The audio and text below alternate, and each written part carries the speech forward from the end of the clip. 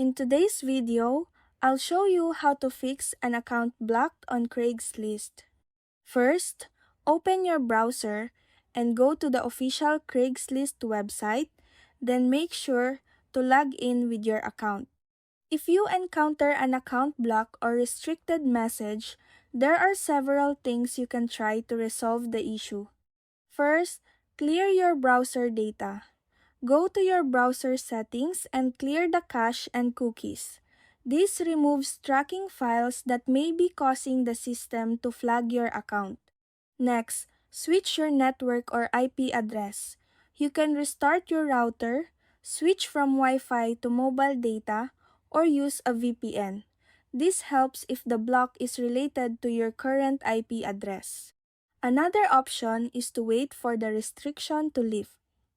In many cases, Craigslist blocks are temporary and will automatically be removed after some time. You should also review your post content. Make sure your ads do not violate Craigslist terms, such as posting duplicate ads, spamming, or listing prohibited items. If the problem continues, you may need to verify your account through phone verification if Craigslist prompts you to do so. You can also contact Craigslist support and submit an appeal if you believe your account was blocked by mistake. Finally, avoid creating multiple accounts on the same IP address, as this often leads to accounts being blocked again. And that's it!